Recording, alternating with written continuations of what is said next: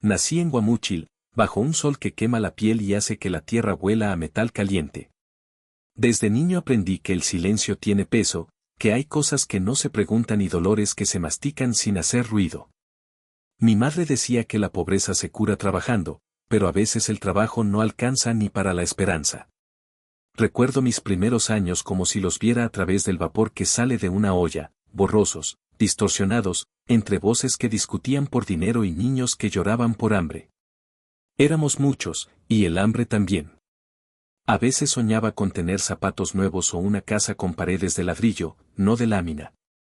Pero los sueños se van apagando cuando el sol cae y la barriga suena más fuerte que las palabras. Fui un niño callado.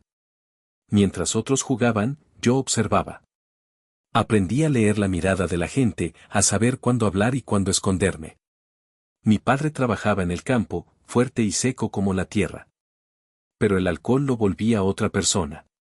Nunca supe si me quería o si solo me soportaba porque me parecía a él.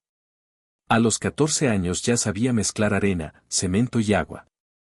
Mis manos se llenaron de grietas antes que mi rostro de arrugas. El trabajo era duro, pero al menos me daba la ilusión de ser útil. Cuando levantaba una pared, sentía que algo en mi vida también se sostenía. A veces, mientras el sol me pegaba en la espalda, pensaba que construir era la forma más pura de sobrevivir, crear algo que no existía. El tiempo me enseñó que el cuerpo se acostumbra al cansancio, pero el alma no. Había días en que la rutina me dejaba vacío, con la sensación de que todo esfuerzo terminaba enterrado bajo polvo y sudor. En el pueblo, los hombres se iban buscando oportunidades, regresaban con dinero y miradas distintas. Decían que habían encontrado trabajo en el norte, pero nadie preguntaba más. Yo también quise irme. No por ambición, sino por cansancio. Cansancio de ver a mi madre remendando ropa, de escuchar a mis hermanos pelear por un pedazo de pan. Así llegué a Tijuana, la ciudad donde las luces parecen prometer algo, pero no dicen qué. Al principio, trabajé en construcción. Dormía en un cuarto con otros hombres. El olor a cal y sudor era parte del aire. La vida era monótona, trabajo, comida barata, sueño interrumpido. Pero al menos había un propósito. Cada muro que levantaba era una frontera contra la desesperanza. Hasta que un día, la frontera se volvió otra. Conocí a hombres que hablaban con voz baja y miraban con calma peligrosa. Gente que no sonreía, pero a la que todos respetaban. Decían que podían ofrecerme trabajo mejor pagado, más rápido y sin tanto sol. Me reí. Pensé que exageraban. Pero la vida tiene formas extrañas de poner a prueba la moral cuando el bolsillo está vacío. Esa noche, mientras cenaba un plato de frijoles fríos, pensé en mi madre, en mis manos heridas, en los años que se iban sin dejar huella. Y acepté. No sabía en qué me metía. Solo sabía que no quería seguir siendo invisible. No imaginaba que, al hacerlo, empezaría a borrar no paredes, sino personas. La primera vez que me llevaron al sitio, pensé que era una broma. Era una casa vieja en los límites de la ciudad, con las ventanas selladas por tablas y un olor metálico que se colaba por las rendijas. El hombre que me acompañaba apenas hablaba. Me indicó dónde dejar mis cosas y me dijo que esperara. Esa palabra, esperar, se volvió una sombra en mi vida. En esos minutos que parecían eternos, miré mis manos llenas de polvo y pensé que ya no eran mías. Un ruido metálico me sacó de los pensamientos, alguien arrastraba un tambo grande, oxidado, de esos que se usan en las obras.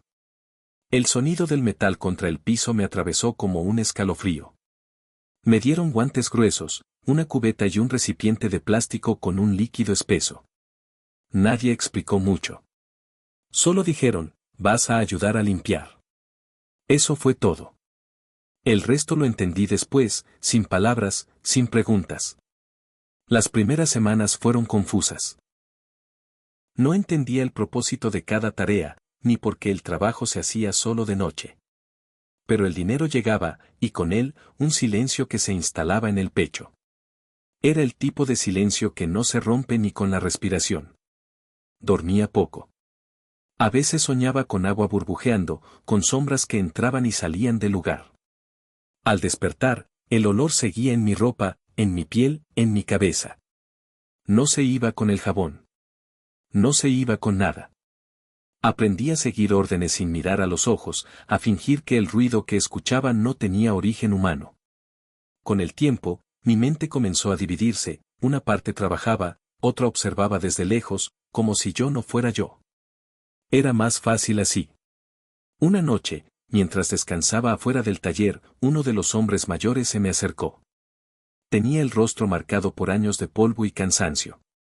Me dijo en voz baja: si piensas mucho en esto, te rompes por dentro.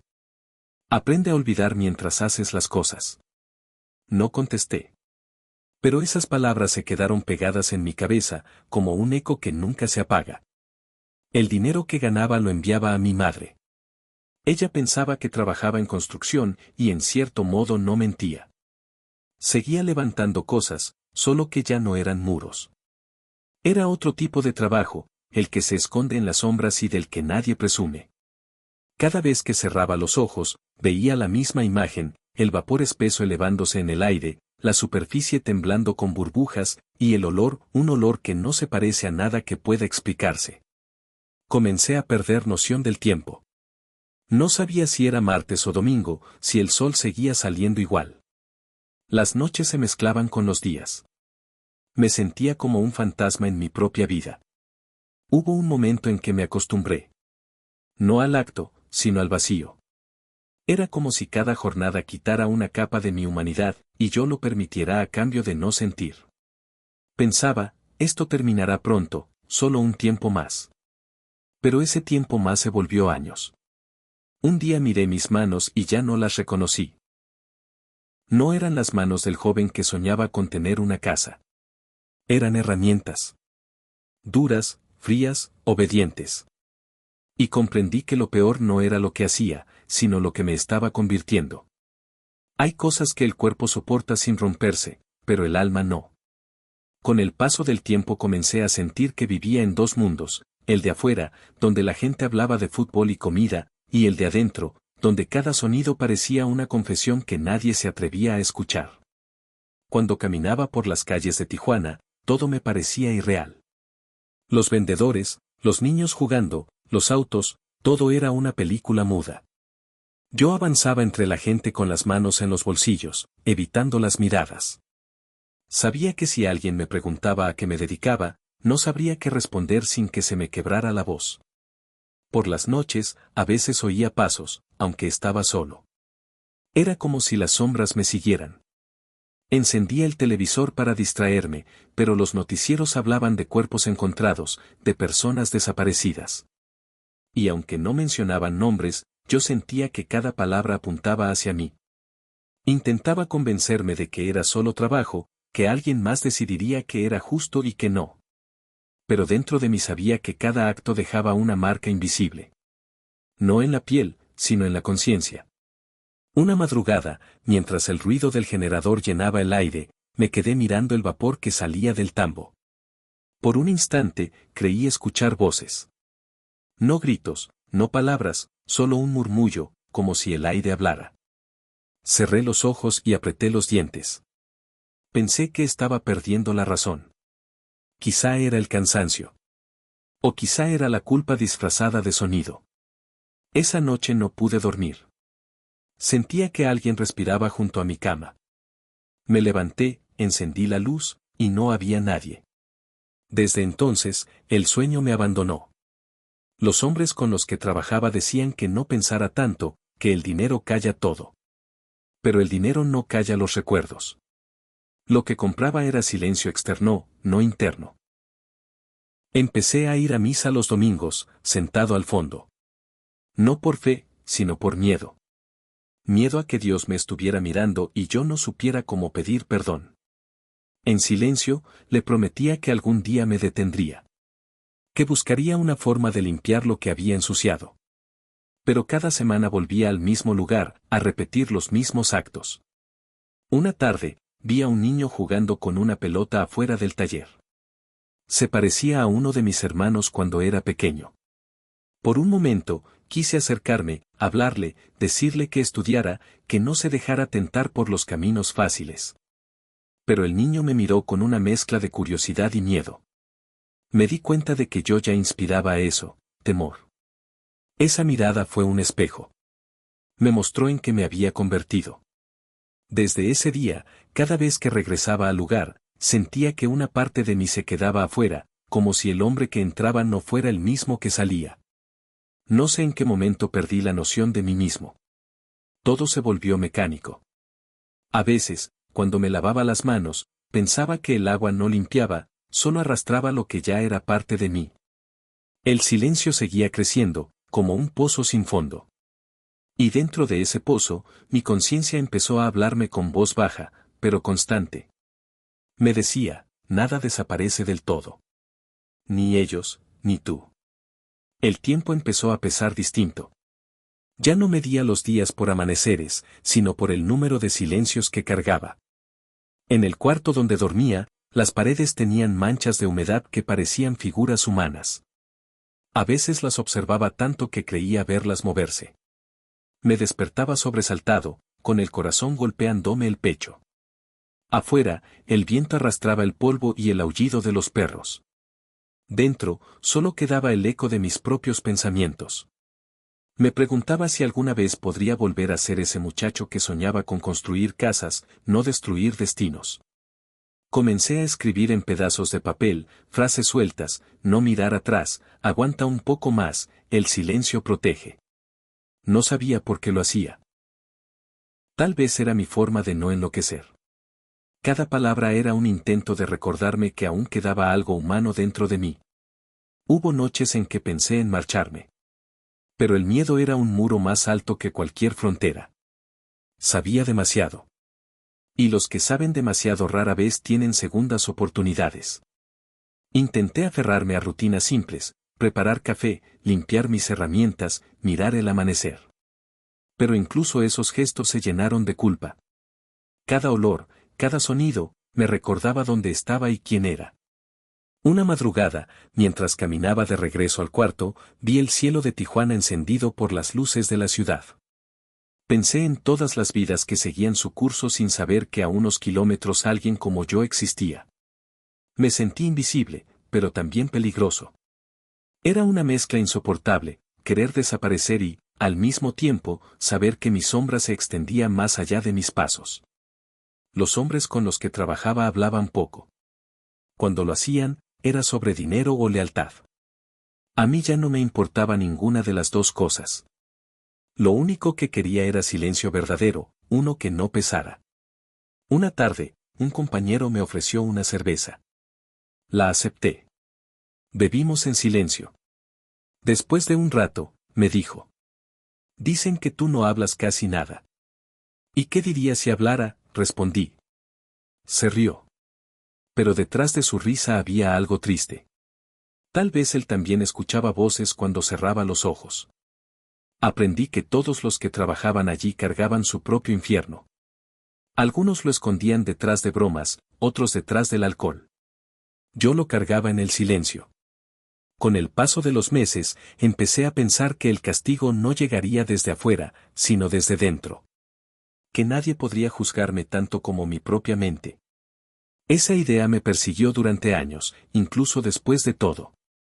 Una mañana, me miré al espejo y vi un rostro que ya no reconocía. Las arrugas tempranas, los ojos apagados, la piel gastada por el sol y el humo. Intenté sonreír, pero el reflejo no respondió. Fue entonces cuando entendí que ya estaba pagando. Pagaba con noches en vela, con pesadillas, con la certeza de que no habría olvido suficiente. Y aún así, seguí. Porque a veces la costumbre pesa más que la conciencia. No recuerdo un instante exacto en que todo se torciera. Fue más bien una acumulación de momentos pequeños, casi invisibles, que terminaron empujándome hacia un abismo. Al principio pensé que solo ayudaría, que mi trabajo era temporal, que el dinero serviría para mejorar la vida de mi familia. Pero el tiempo transforma las justificaciones en cadenas. Cada día despertaba con la sensación de que algo se me escapaba entre los dedos. Me hablaba a mí mismo en voz baja, solo un poco más, y después pararás. Pero el después nunca llegaba. Una mañana recibí una llamada. Una voz seca me ordenó presentarme en otro sitio. No pregunté. Tomé el autobús con el estómago revuelto. Al llegar, encontré un terreno rodeado de arbustos y una bodega improvisada. Dentro había un nuevo tambo, más grande, más profundo. El olor era distinto, más agresivo. Ese día entendí que mi trabajo había cambiado de escala. El ruido de las máquinas, el zumbido del generador, el sonido del metal chocando con metal, todo se mezclaba en un ritmo que se volvió parte de mi cabeza. En ese ruido aprendí a esconder los pensamientos. Por las noches escribía más. Llenaba hojas con frases que nunca mostraría a nadie. Dios, dame un silencio limpio. Las manos pesan cuando la conciencia despierta. ¿Hasta cuándo? No sabía si era plegaria o castigo. Había comenzado a envejecer por dentro. Mis manos temblaban a veces sin razón. Cuando hablaba con mi madre por teléfono, fingía alegría. Ella decía que notaba mi voz diferente, cansada. Le respondía que era el trabajo. En parte era verdad. Pero no podía decirle que el cansancio que sentía no venía del cuerpo, sino del alma. Algunos hombres desaparecieron. Los que sabían demasiado, los que dudaban, los que intentaban escapar. Yo fingía no notar sus ausencias, pero cada una dejaba un hueco en el aire. Cada sombra perdida era un recordatorio de lo frágil que era todo. En ocasiones me refugiaba en los amaneceres. Subía a una colina cercana y observaba cómo el sol bañaba las casas, los techos de lámina, las calles vacías. Por un instante, la ciudad parecía pura, nueva, como si nada malo pudiera existir. Pero apenas el ruido del tráfico comenzaba, la ilusión se disolvía. Me pregunté muchas veces en qué momento cruzamos la línea que separa el trabajo del pecado, la necesidad del daño. Tal vez la cruzamos cuando decidimos callar, cuando aceptamos el primer pago sin mirar de dónde venía. Tal vez fue antes, cuando la pobreza nos enseñó que la supervivencia podía justificarlo todo. No lo sé. Solo sé que una vez que se cruza, no hay regreso. El miedo se volvió mi sombra constante. Miedo a los demás, miedo a mí mismo. Caminaba por la ciudad como un ladrón de aire. Cada rostro desconocido me parecía un juez silencioso. Empecé a pensar en irme, a inventar planes imposibles. Soñaba con desaparecer en algún pueblo pequeño, trabajar la tierra, volver a ser un hombre común. Pero la realidad era otra, yo ya no era común. Llevaba encima un peso invisible que nadie podía ver, pero que todos podían presentir. A veces, cuando el viento soplaba fuerte y movía las láminas del techo, creía escuchar voces que me llamaban por mi nombre. Cerraba los ojos y me cubría los oídos, pero las voces seguían ahí, dentro de mi cabeza. Me decían que el silencio nunca borra, solo retrasa. Esa fue la primera vez que comprendí que mi historia no tendría final feliz. Y aún así, seguí adelante. Porque cuando uno se acostumbra a la oscuridad, la luz duele. Nunca pensé que el silencio pudiera hacer ruido. Pero llegó un momento en que hasta mi respiración me molestaba, como si cada bocanada de aire trajera de vuelta los días que quería olvidar. Empecé a vivir en alerta, con los hombros tensos, el cuello rígido, las manos listas para reaccionar ante cualquier golpe en la puerta. El miedo, cuando se instala, se vuelve un inquilino que no paga renta y no se va jamás. Afuera, la ciudad seguía. Tijuana tiene una forma rara de amanecer, no lo hace solo con la luz, sino con el sonido.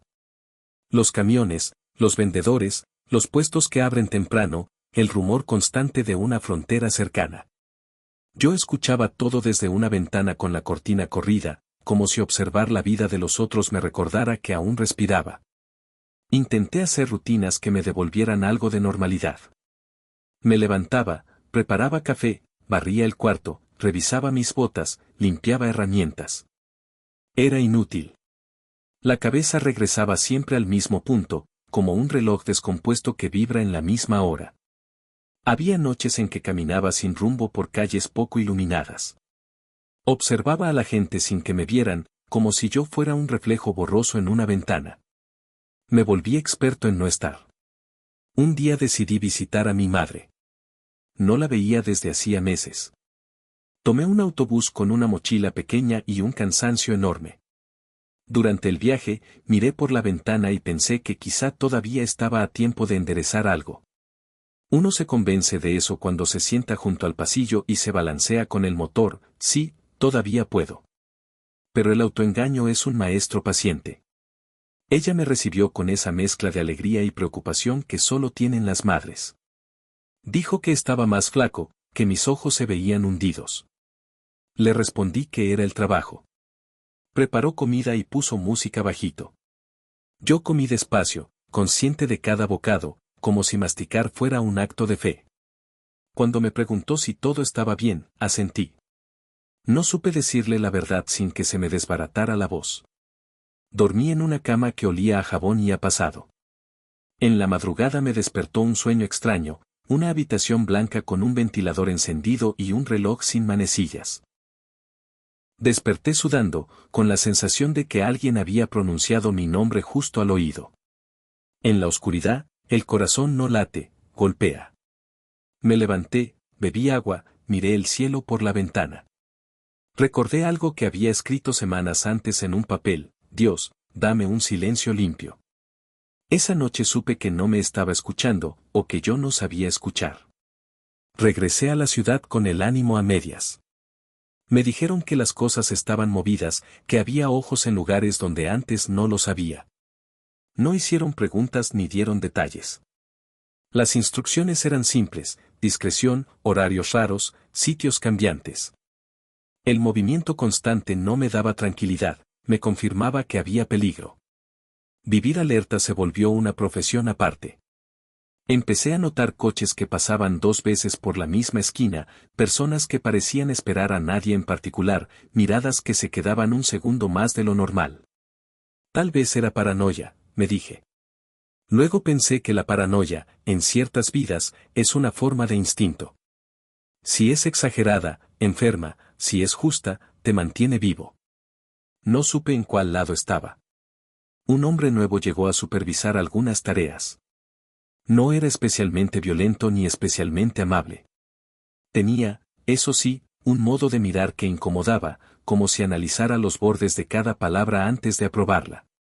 Hablaba poco, y cuando hablaba, uno se quedaba con la sensación de que todo había sido dicho sin que en realidad se dijera nada. Me observó trabajar un par de noches, hizo un par de comentarios sobre los tiempos y la limpieza, y se fue. No me gustó su sombra. Hay presencias que pesan más que un cuarto amueblado. Con el paso de las semanas, el cansancio se volvió torpeza. Me sorprendí fallando en cosas pequeñas: extravié una llave, dejé mal un cierre, olvidé una linterna encendida. Errores que antes no cometía. El cuerpo te pasa la factura de lo que la conciencia no paga. Aún así, nadie me reclamó. Y eso me inquietó más. Cuando en un sitio como ese nadie te llama la atención por fallas menores, es porque te están evaluando para fallas mayores. Para soportar el ruido de adentro, intensifiqué mis rutinas de afuera. Empecé a correr al amanecer, en calles poco transitadas. El aire frío me abría los pulmones y, por un rato, los pensamientos se ordenaban. También regresé a misa, otra vez en la última banca. La iglesia tiene un eco particular, uno confiesa en silencio lo que no se atreve a decir con la boca. Me quedaba ahí, mirando un punto en la pared, repitiendo palabras que apenas creía, pero que necesitaba pronunciar para no rendirme del todo. Un domingo, al salir, un hombre se me emparejó en la banqueta. Me dijo que me había visto antes, que tenía una propuesta de trabajo más estable, más limpia, mejor pagada. Me reí por dentro: no existe trabajo limpio para manos sucias. Le respondí que estaba ocupado.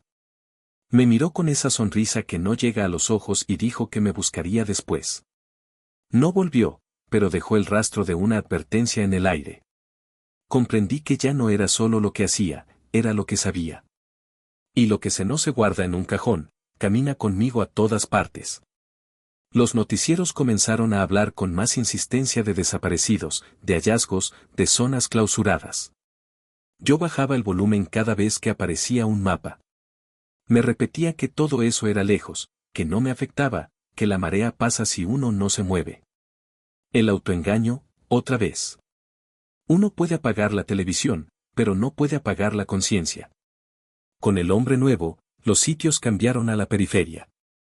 Terrenos con bardas mal hechas, bodegas con techos de lámina, patios polvosos donde los perros aullaban sin motivo.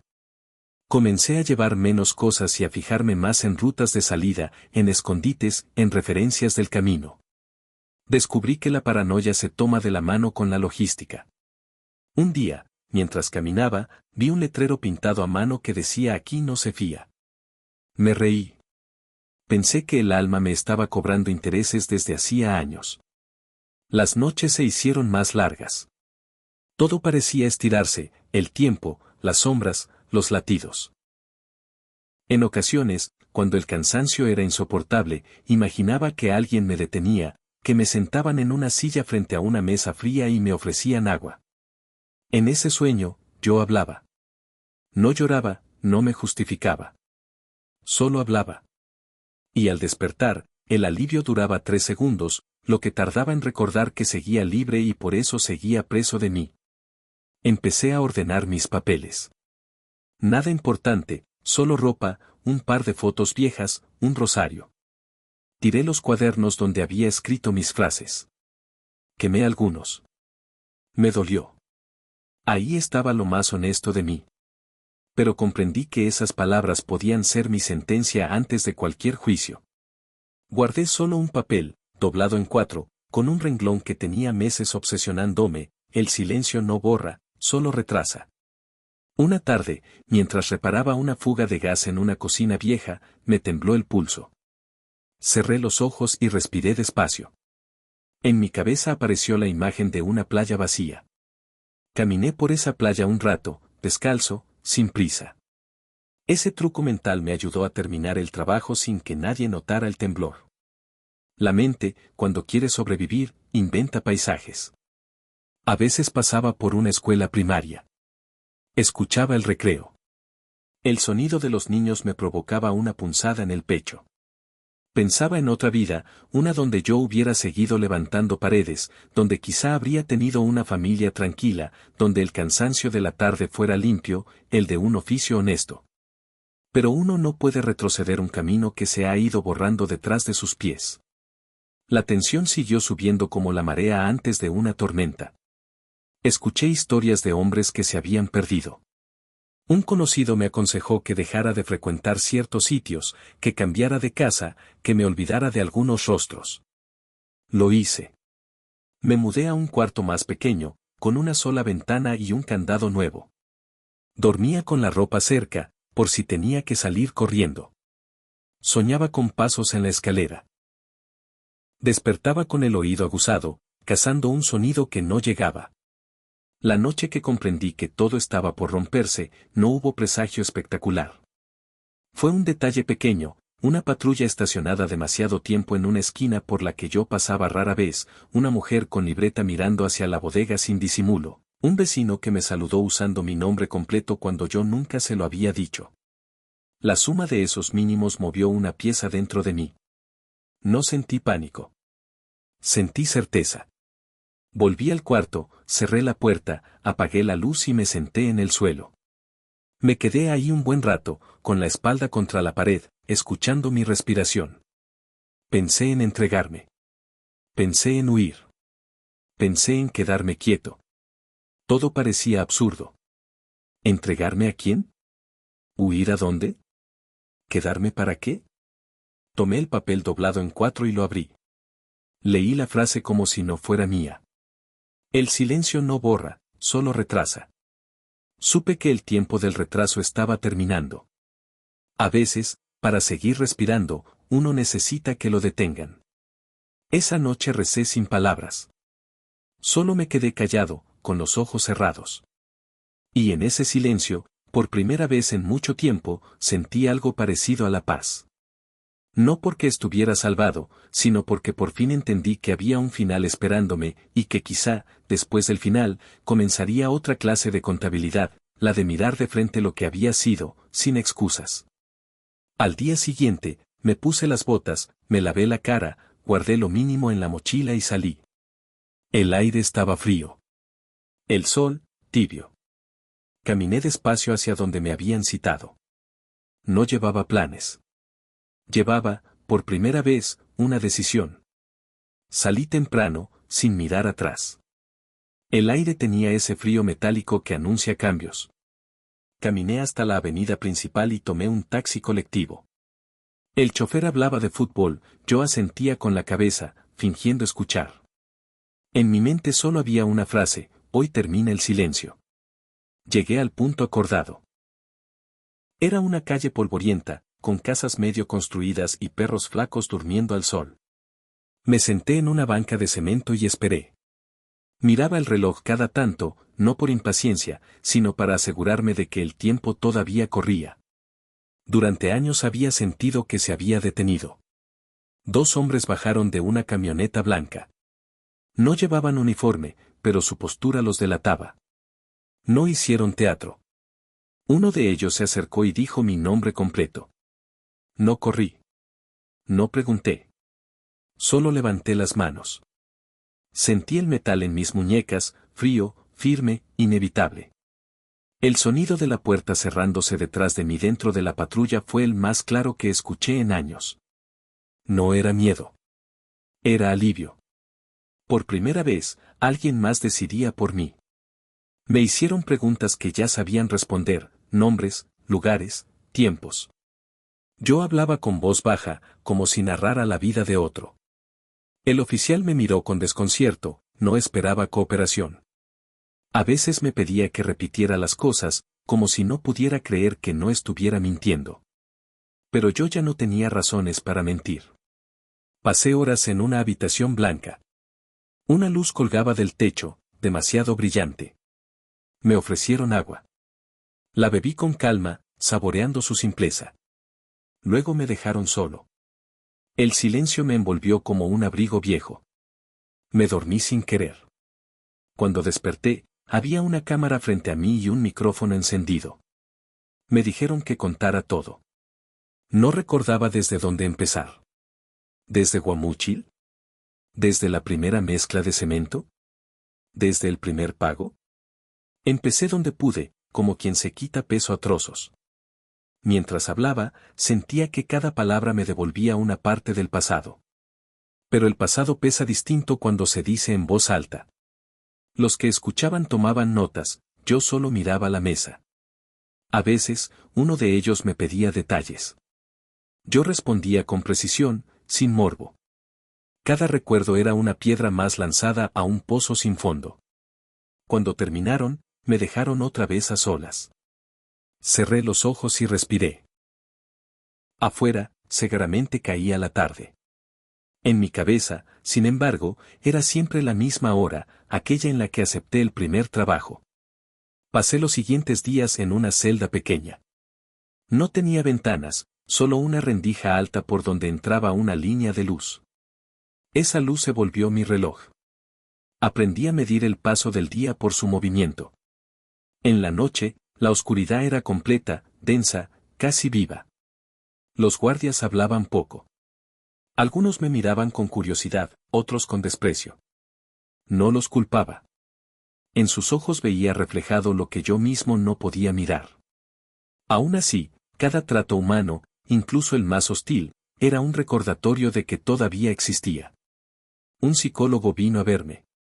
Me preguntó si sentía arrepentimiento.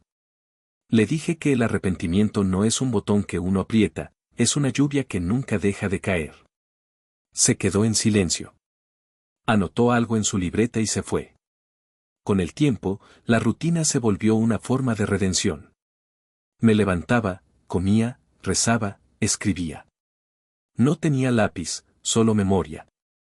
En mi mente repetía las oraciones de mi madre: Dios, líbranos del mal, aunque el mal ya viva adentro. Un día me llevaron a declarar de nuevo. Afuera, el sol me golpeó la cara después de semanas sin verlo. Parpadeé varias veces. El mundo parecía más claro, casi doloroso.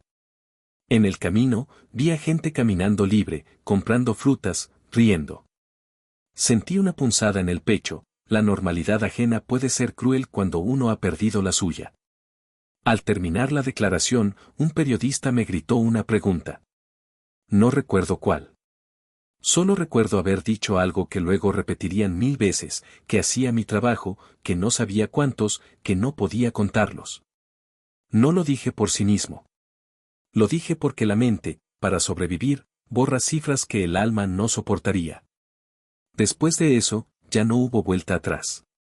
Mi nombre se volvió sinónimo de horror. Las noticias, los titulares, las entrevistas, todos hablaban de mí. Pero yo no era ya esa sombra que imaginaban. Era un hombre vacío, sentado en una celda, recordando una infancia que parecía de otro. En las noches, escuchaba el murmullo de los presos. Algunos rezaban, otros insultaban al aire. Yo solo me quedaba quieto, mirando la pared. En la humedad de los ladrillos veía rostros que nunca conoceré, voces que ya no suenan. Y entendí que ese sería mi castigo más largo, recordar a los que ya no pueden hablar. La prisión tiene su propio idioma. Las puertas hablan con chirridos, las botas con golpes secos, los hombres con silencios que pesan. Los días se parecen tanto entre sí que a veces uno duda de que el tiempo siga existiendo. Al principio intenté marcar los días haciendo rayas en la pared, pero pronto entendí que no tenía sentido contar algo que no cambia. El primer mes fue un vacío. Me movía por rutina, sin pensar. Me levantaba cuando encendían las luces, comía sin hambre, escuchaba órdenes sin procesarlas. Pero la mente no se apaga del todo. Cuando el ruido se iba y quedaba solo el murmullo lejano de la prisión, regresaban los recuerdos. No en orden, no como una película. Llegaban fragmentos, un olor, una voz, una calle, un tamborileo en la mesa. Todo mezclado. Algunos compañeros de celda querían saber cosas. No por curiosidad sana, sino por morbo. Les respondía poco. Con el tiempo dejaron de insistir. Uno de ellos, un hombre mayor, me dijo un día. Aquí adentro todos cargamos algo, pero lo tuyo hace ruido. No supe si era reproche o compasión. Empecé a escribir mentalmente frases para no olvidar quién había sido. No podía usar lápiz, así que las repetía en voz baja antes de dormir, como un rezo invertido. Fui un hombre que quiso construir y terminó borrando. El silencio no borra, solo retrasa. Cada ruido tiene una sombra. Con los meses, algunos religiosos comenzaron a visitar el penal. Llevaban Biblias, pan y una paciencia que yo no entendía. Un sacerdote de voz tranquila me preguntó si quería confesarme. Le dije que ya lo había hecho 1000 veces, pero sin cura. Me miró con ternura y respondió. Entonces quizás solo te falta escuchar lo que ya dijiste. Desde esa noche, cada vez que lo veía venir por el pasillo con su cruz colgando del cuello, sentía una mezcla de miedo y alivio. Me hablaba de misericordia, de redención, de la posibilidad de empezar de nuevo. Yo escuchaba, pero no creía del todo. ¿Cómo se empieza de nuevo cuando todo lo que uno toca está hecho de ceniza? Sin embargo, sus palabras dejaron grietas en mi muro interno. Me contó la historia de un hombre que había pasado años en silencio y un día decidió contar la verdad, no para limpiar su nombre, sino para dejar de cargar solo. Dijo que al hablar, aquel hombre lloró por primera vez en décadas. Me preguntó si yo había llorado. Le dije que no, que las lágrimas se me secaron el día en que el trabajo se volvió costumbre. Después de su visita, pasé noches enteras recordando la risa de mi madre. Había olvidado ese sonido. También la voz de mis hermanos llamándome Santi. Las recordé y algo se quebró dentro. No lloré, pero sentí una presión en el pecho, una punzada que no era física. Quizá era el principio del llanto, aunque sin agua. Los guardias empezaron a tratarme con menos desconfianza. No por simpatía, sino porque me volví predecible, un preso tranquilo, sin problemas, sin quejas. En los patios, algunos se acercaban a pedirme consejo para sus propias culpas. Me parecía absurdo, un hombre como yo hablando de remordimiento. Pero los escuchaba. Tal vez porque, en el fondo, escucharlos era una forma de hablarme a mí mismo. Un periodista consiguió permiso para entrevistarme. Llegó con su grabadora, su libreta y una mirada que mezclaba miedo y fascinación. Me preguntó si me consideraba un monstruo. respondí que los monstruos no sienten culpa, yo sí. Entonces no soy uno de ellos, o soy un tipo distinto de monstruo. No volvió a sonreír durante toda la charla. Cuando publicó la entrevista, usó el título La voz que quiso desaparecer lo imperdonable. Al leerlo, sentí que esa frase me perseguiría más que cualquier sentencia. Porque sí, eso había sido, una voz que obedecía, una mano que callaba, un cuerpo que ejecutaba. Con el paso de los años, entendí que el castigo no era la celda, ni la condena, ni los titulares. El castigo real era recordar cada noche lo que otros ya no podían olvidar. Hay quienes purgan su pena con años, yo la purgo con pensamientos. En el penal, la rutina se volvió redención pequeña. Barrer el patio, repartir agua, leer los salmos que el sacerdote dejaba. Un día, uno de los presos me dijo: «¿Pareces en paz?». Le respondí: «No. Solo aprendí a no discutir con mi conciencia». Algunas noches, cuando el viento soplaba fuerte y traía el eco de la ciudad, pensaba en Tijuana. Me la imaginaba iluminada, viva, ruidosa. Me preguntaba si allá todavía existían las casas donde trabajé, los árboles donde descansé un rato del sol. En mi mente seguía oyendo el golpeteo del cemento mezclándose. Ese sonido, paradójicamente, era lo más limpio que quedaba de mí. El perdón es un ruido lento. No llega como un trueno, llega como una gota que insiste. Yo no sé si lo merezco, pero sigo escuchando su eco. A veces, en medio de la noche, creo oír la voz de mi madre diciéndome que todavía hay tiempo para pedirlo. Y quizás, en ese murmullo que apenas alcanzo a oír, empiece lo poco que me queda de salvación. Con los años aprendí que el sonido más fuerte en la prisión no es el de los cerrojos, sino el del reloj que no existe. El tiempo aquí adentro no se mide en horas, sino en pensamientos repetidos. Afuera, los días cambian de nombre, adentro, solo se repiten. Me asignaron una celda más pequeña, de esas donde apenas cabe la cama y un lavabo oxidado. Al principio lo tomé como castigo, después como bendición, el aislamiento me quitó la distracción del ruido humano y me obligó a enfrentar el otro, el que llevo dentro. Pasaba las tardes mirando la rendija de luz que entraba por el muro. A veces era blanca, otras dorada. Esa luz se volvió mi compañía. Descubrí que la claridad también puede doler, ilumina rincones de la memoria que uno preferiría mantener apagados. Comencé a rezar en silencio, sin repetir oraciones conocidas. Inventaba las mías, hechas de frases cortas: hazme entender. Déjame dormir sin soñar. Que mis recuerdos no pesen tanto. No pedía perdón, porque aún no entendía si era posible merecerlo, pedía descanso. En la biblioteca del penal encontré un cuaderno viejo. En sus páginas escribí, por primera vez en años, con lápiz prestado. No sobre lo que había hecho, sino sobre lo que había sentido: miedo, cansancio, vacío. Escribir se volvió una forma de hablarle a alguien que ya no existe, al joven que fui antes de la oscuridad. A veces los guardias me pedían que ayudara a otros internos a leer o a firmar documentos. Lo hacía sin pensar. Ver sus manos temblorosas, sus ojos torpes sobre el papel, me recordaba la mía, aquella que también un día firmó su propia condena sin saberlo. Un nuevo sacerdote empezó a visitar el pabellón. No hablaba de castigo, hablaba de memoria. Decía que olvidar no es sanar, sino repetir. Sus palabras me golpearon más que cualquier sentencia. Empecé a comprender que mi tarea no era borrar, sino recordar con honestidad. Una tarde de lluvia fuerte, el techo filtraba gotas. Cada una caía en el mismo punto del piso, marcando un ritmo lento. Ese compás me hizo pensar en el mundo exterior, en la gente caminando bajo paraguas, en las voces cruzando calles. Me di cuenta de que todavía podía imaginar, y que eso, pese a todo, era un signo de vida. El arrepentimiento, supe, no es un relámpago. Es una marea que sube despacio y va limpiando los bordes de la conciencia. Empecé a dejar de justificarme. Acepté que la pobreza, la ignorancia o el miedo no eran excusas suficientes.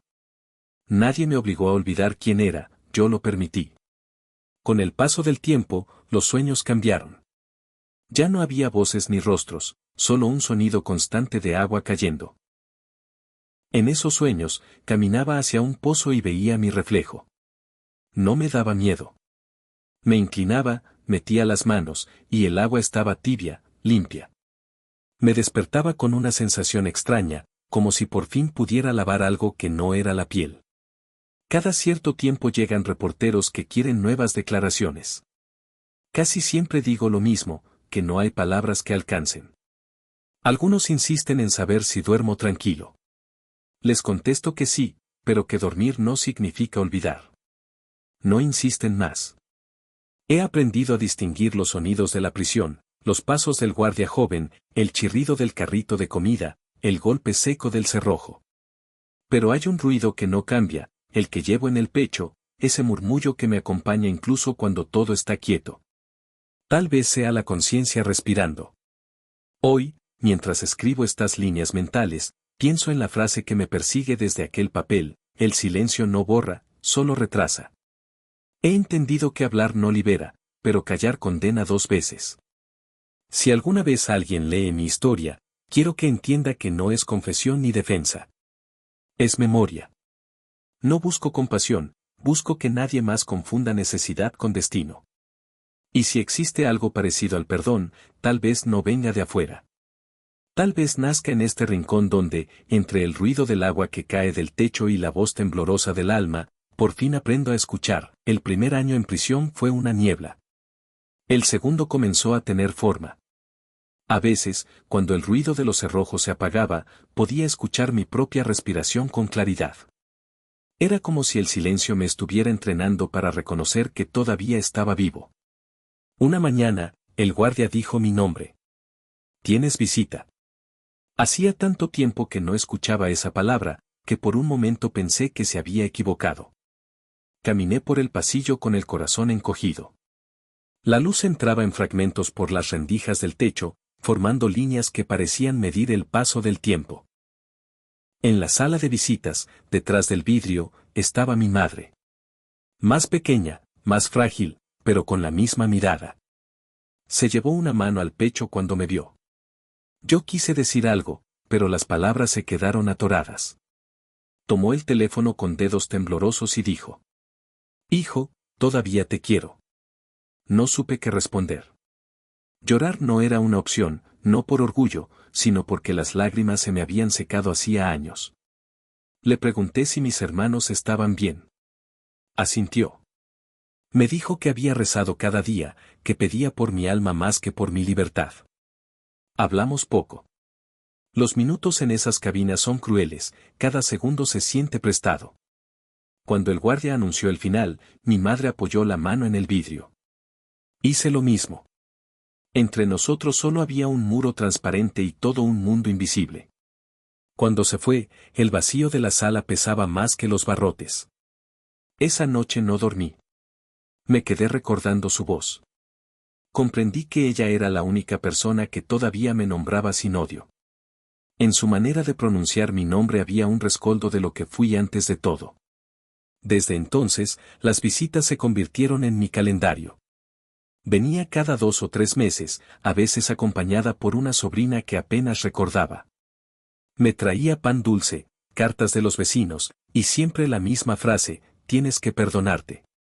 Yo asentía, aunque dentro de mí la palabra perdón sonaba demasiado grande para pronunciarla sin culpa. Empecé a escribirle cartas que nunca envié.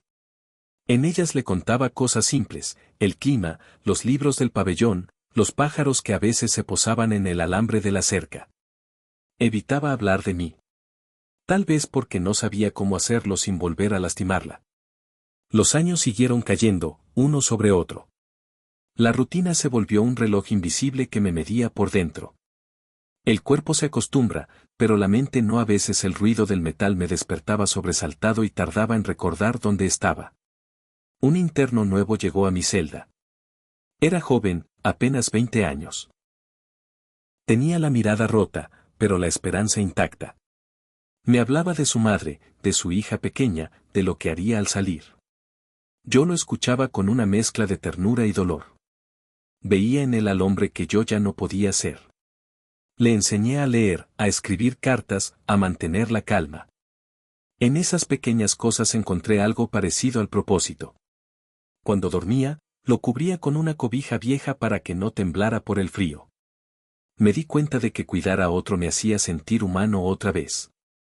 Una tarde me dijo: «Viejo, ¿tú crees que Dios perdona todo?».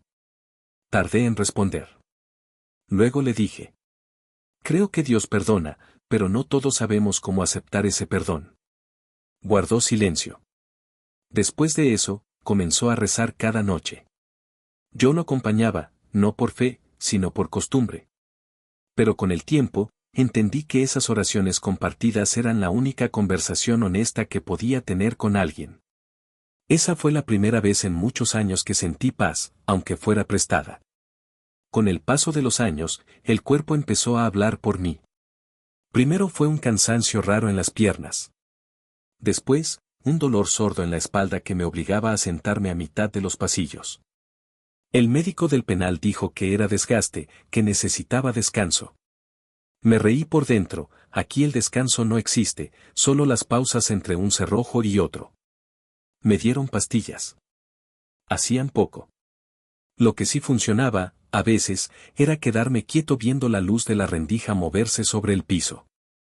Ese rayo hacía el recorrido de siempre, como un péndulo lento. Me di cuenta de que, si respiraba al mismo ritmo que la luz avanzaba, el dolor cedía un poco. Empecé a llamar a ese ejercicio seguir la luz. Una mañana desperté con fiebre. El techo se movía despacio, como si flotara. Llevé la mano a la frente y sentí el calor.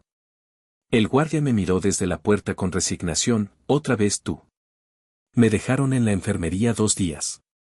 La enfermería huele a alcohol barato y a espera. Escuché toses, quejidos, rezos. Cuando me pasaron la sábana áspera, pensé en la cama de mi madre, en aquel olor a jabón y a maíz tostado que yo había enterrado bajo años de silencio. El joven con el que compartí celda terminó su condena. Lo vi irse con una bolsa de plástico y una esperanza enorme. Antes de salir me abrazó. Yo no soy de abrazos, pero ese lo devolví con fuerza. Me dijo que rezaría por mí. Le pedí que aprendiera a celebrar los cumpleaños de su hija, aunque no hubiera pastel. Sonrió. Esa sonrisa me sostuvo varios días, como un andamio interior. Después llegó otro interno, un hombre taciturno que hablaba con la pared. No mentiré, me asustó. En las noches musitaba frases sin sentido. Yo me acurrucaba mirando la rendija, esperando la primera línea de luz. Con el tiempo le tomé el pulso a su locura y supe cuándo ofrecerle agua, cuándo dejarlo solo.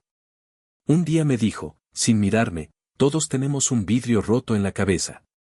El mío hace más ruido». Me quedé pensando que quizá el mío también sonaba, pero yo me había vuelto experto en taparlo con rutina.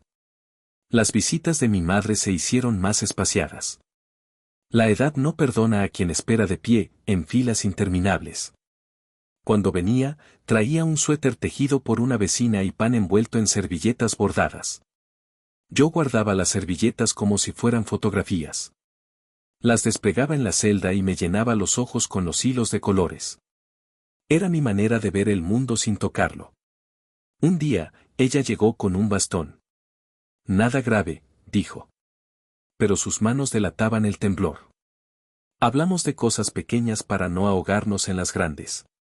Antes de irse, me dijo: «Hijo, cuando cierres los ojos en la noche, piensa en el patio de la casa. Yo riego las plantas, tú te sientas a la sombra. Eso es todo. No pienses nada más». Intenté obedecerla. En ese patio inventado, la fiebre no entraba. La enfermedad regresó en forma de tos seca. Me revisaron otra vez. Me recomendaron tranquilidad. La palabra me causó risa. El encierro es muchas cosas, pero nunca es tranquilo. Aprendí a tomar sorbos de agua con lentitud, a contar hasta 10 antes de responder, a no forzar el paso en las escaleras. Mi cuerpo me enseñaba paciencia que mi mente no tenía.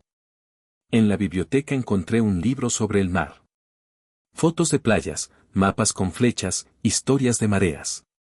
Lo leí como quien bebe después de caminar un desierto. Descubrí que había palabras técnicas para describir lo que yo sentía: resaca, marea muerta, ola de fondo. Me enamoré de ola de fondo, ese movimiento que no se ve en la superficie pero que empuja todo por debajo. Así es la culpa. Así es también cierta clase de fe. Empecé a escribir mentalmente cartas a la gente que nunca conocería. A las madres que esperaron noticias, a los hermanos que dejaron una silla vacía, a los hijos que crecieron con preguntas. No las envié. No sé si sirven de algo las cartas que no llegan. Pero decir sus nombres en silencio, incluso inventados, me hizo entender que la memoria es también responsabilidad. Yo, que intenté borrar, debía recordar. Un programa de radio llegaba algunas noches, con música ranchera vieja y voces de locutores que hablaban como amigos. Llevaban mensajes a los reclusos: para Juan, de parte de su hermana; para Ernesto, no te rindas. Nunca escuché mi nombre. Me decía que estaba bien así.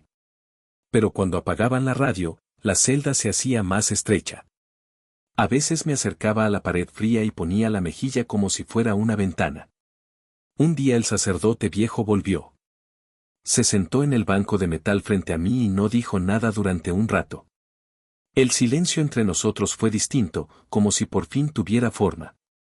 Me preguntó: ¿has pensado en pedir perdón sin esperar respuesta? Dije que sí. Hazlo, respondió.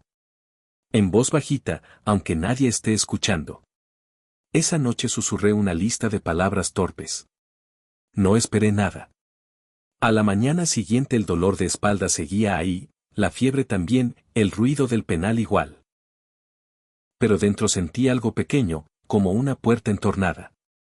La enfermedad abrió otra, la de la fragilidad. Empecé a aceptar ayuda sin vergüenza. Un guardia me dio una manta extra, un interno compartió conmigo una naranja. Partimos la fruta con un trozo de plástico sin filo. Supe que la gratitud no se anuncia, se mastica despacio. A veces, cuando la fiebre bajaba, barría el pasillo. El movimiento circular de la escoba me calmaba. Recordaba mis primeros años, cuando el cuerpo era joven y el trabajo era una afirmación, no una condena. Pensaba en la mezcla, en el agua cayendo sobre el polvo, en la paleta girando. El olor del cemento era, para mí, el perfume de un pasado menos oscuro. Me sorprendí deseando volver a cargar bultos, a levantar muros, a torcer varillas. Querer sudar por cosas que no lastiman. Una tarde me pidieron que ayudara en el taller a lijar madera para unas repisas. Acepté. El sonido áspero del papel lija contra la tabla me recordó los días en que el cansancio era noble. Trabajé despacio, cuidando los bordes, soplando el polvo. Cuando terminé, pasé la mano por la superficie. Estaba lisa, cálida. Por primera vez en años, toqué algo que había mejorado gracias a mí. No supe dónde poner esa sensación, así que la guardé en el mismo cajón interior donde coloco la voz de mi madre. Comencé a recibir cartas de una asociación que trabaja con familias que buscan a los suyos. No eran cartas para mí, eran folletos, horarios, oraciones. Me quedaba viendo los nombres impresos, las fechas, los teléfonos. Imaginaba a esas personas colgando carteles, tocando puertas, mirando archivos. En mi cabeza repetía una frase: ojalá encuentren. Saber que yo no podía dar respuestas me pesaba más que los grilletes invisibles del recuerdo. La salud tuvo altibajos. Hubo semanas buenas. Caminaba 2 vueltas al patio y respiraba sin dolor. Otras eran grises, el pecho oprimido, el pulso acelerado, la vista borrosa. En las malas, repetía un ejercicio que me enseñó el psicólogo. Nombrar lo que existe.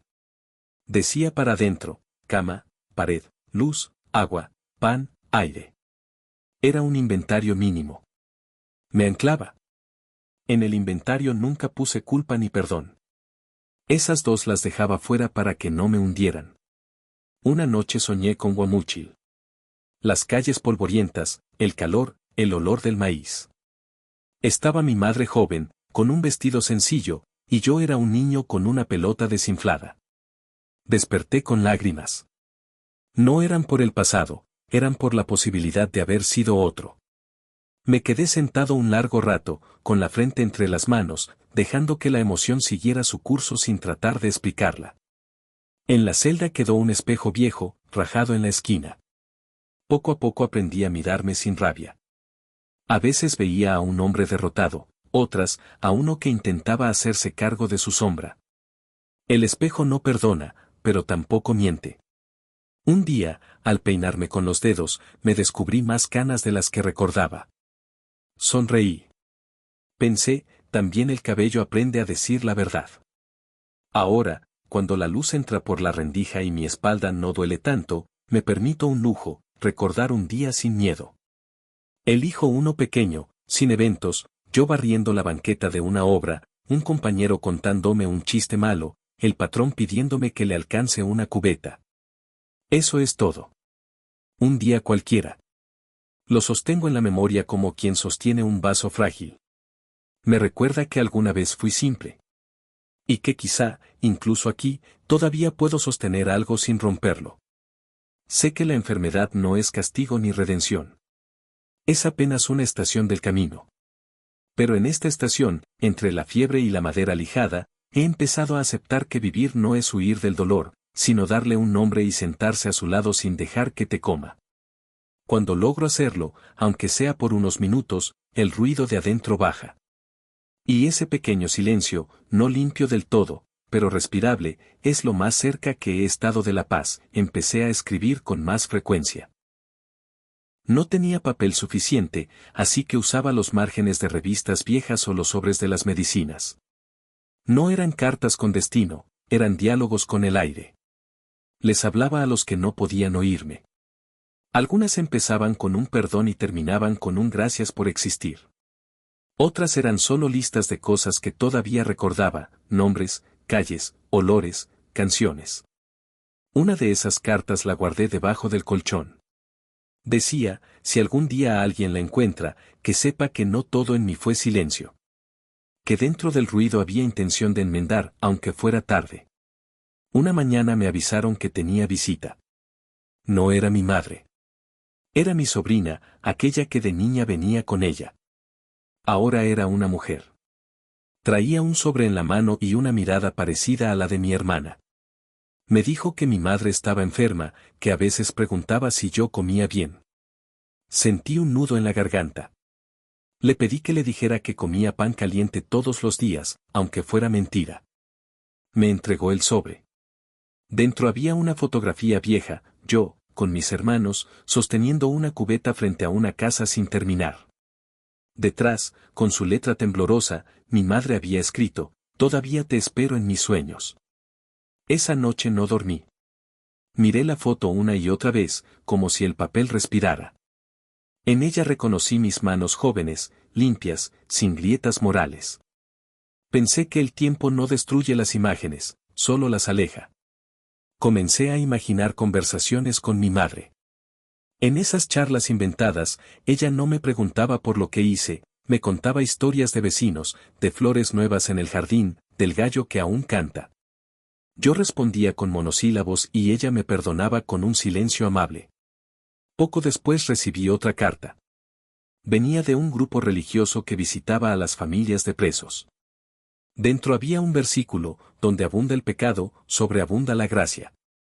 Lo leí muchas veces. No lo entendía del todo, pero algo en esas palabras me obligaba a pensar que quizás el perdón no era una puerta cerrada, sino un pasillo que debía caminar poco a poco. En el taller, seguí lijando madera. A veces, al terminar una repisa, escribía con un clavo pequeño mi nombre en el borde interior. No para dejar marca de orgullo, sino para recordarme que todavía podía construir algo. Una tarde el sacerdote me trajo un cuaderno nuevo. Para tus cartas, dijo. No importa si las envías o no. En la primera página escribí, a los que busqué borrar, todavía los escucho. Pasé semanas llenando esas páginas. No de confesiones, sino de pensamientos que nunca dije en voz alta. Hablaba de la lluvia, del sonido de las aves, de la sensación de que el alma, pese a todo, aún respira. Cuando terminé, lo dejé sobre la mesa del sacerdote. No quise guardarlo. Me dijo que lo leería después. nunca me dijo si lo hizo. El invierno llegó. Las noches eran más frías. Los huesos dolían más que la conciencia. Pero había en mí algo diferente, una calma que no era felicidad, pero tampoco tormenta. Una madrugada soñé que caminaba hacia una playa. El mar estaba quieto. En la arena, una mujer mayor me esperaba con una silla de madera. No hablaba. Solo me ofrecía asiento. Me senté. Escuchamos las olas. No supe si era mi madre o una parte de mí que había aprendido a perdonar. Desperté con los ojos húmedos y una frase clara en la cabeza: el ruido no se apaga, se aprende a vivir con él. La edad llegó sin permiso. No me di cuenta del paso de los años hasta que el espejo dejó de mostrarme arrugas nuevas, solo las de siempre, profundas, fijas, convertidas en paisaje. Ya no esperaba nada, pero tampoco temía. Había aprendido a vivir en ese punto quieto entre la culpa y la resignación. Una tarde de cielo gris, el guardia pronunció mi nombre. Dijo: «Tienes una última visita». Sentí que el cuerpo se me encogía. Caminé despacio, sosteniéndome de las paredes. Cada paso era una mezcla de miedo y ternura. Al llegar, vi a mi sobrina. Traía un rosario enredado en los dedos y los ojos enrojecidos. No hizo falta que dijera nada. Lo supe antes de que abriera la boca. Mi madre había muerto. No lloré. El llanto no siempre llega cuando el dolor lo llama. A veces se queda dormido en algún rincón del pecho. Solo dije: «Gracias por venir». Ella me entregó una pequeña caja de madera.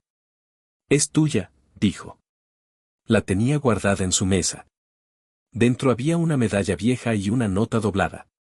Decía: «Hijo, reza cuando sientas frío. El amor abriga más que el perdón». Esa noche, en la celda, sostuve la medalla en la mano. No supe rezar, pero sí agradecer. Agradecí que hubiera vivido lo suficiente para verme buscar un poco de luz. Agradecí su ternura, su obstinación, su manera de amar a un hombre que todos habían dejado atrás. Desde entonces, cada madrugada repito su frase: «El amor abriga más que el perdón». La digo en voz baja, como un mantra. Me acompaña mientras el penal despierta, mientras los otros prisioneros tosen o rezan. Los años se han vuelto lentos, pero no vacíos. Me acostumbré a trabajar en el taller de carpintería. Los nuevos internos me llaman Don Santi. Les enseño a usar la lija, a medir la madera, a no desesperarse cuando algo se rompe. Les digo que todo puede repararse, salvo el silencio mal elegido. Ellos se ríen, no entienden del todo, pero me escuchan. De vez en cuando, escribo frases cortas en trozos de madera: «Paciencia. Camino. Respira». Las dejo en los rincones del taller. Algunos las encuentran y las guardan. No saben que son oraciones disfrazadas de palabras simples. El sacerdote envejeció también. Un día me dijo: «Tú has cambiado, Santiago». Le respondí: «No. Solo aprendí a hablar con el eco». Sonrió, como si entendiera. «He soñado mucho con agua últimamente.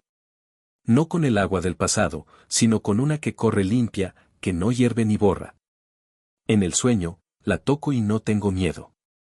Me gusta pensar que ese agua no existe afuera, sino adentro. La enfermedad ya no es amenaza, sino compañía. A veces me dobla el cuerpo, pero no me quita la paz. Cuando el dolor es fuerte, miro la rendija de luz y recuerdo aquel ejercicio: seguir la luz con la respiración. Lo hago, y por un momento siento que la vida, incluso aquí, aún tiene ritmo. Hace poco me pidieron escribir una reflexión para un programa de reinserción. Les dije que no sé escribir sobre reinserción, pero sí sobre resistencia. Puse: «No hay encierro más grande que el de los recuerdos.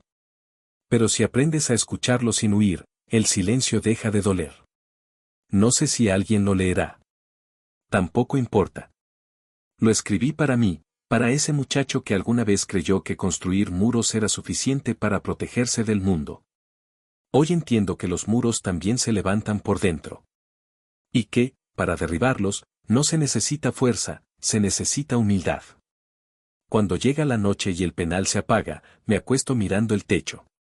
Cierro los ojos y veo el patio de la casa que mi madre me describía. Ella riega las plantas, y yo me siento bajo la sombra. Todo está quieto. Todo huele a tierra húmeda. En ese instante, me permito creer que su oración todavía me cubre. Y que, quizá, el amor de una madre sí puede más que el peso de todos los errores del mundo. El tiempo ya no duele. Solo pasa. En la celda, el aire es espeso y el cuerpo lento, pero la mente a veces se llena de claridad. No sueño con libertad, sueño con silencio. No con el silencio que borra, sino con el que deja descansar. He aprendido que el mal no desaparece, pero también he aprendido que el bien puede nacer incluso entre ruinas. Ya no busco perdón, busco entender. Porque entender es, quizá, la forma más humilde de reparar. Cada amanecer sigo la misma rutina, me siento junto al muro y espero la primera línea de luz. Cuando llega, dejo que me toque la cara. Cierro los ojos y susurro, el amor abriga más que el perdón. Tal vez esa sea mi redención. No una absolución divina ni un olvido humano, sino una voz que por fin habla sin esconderse. Porque en este encierro comprendí algo que tardé toda una vida en escuchar. El ácido borra cuerpos, pero no borra la conciencia. Y esa voz, la mía, seguirá hablando mientras quede un poco de luz.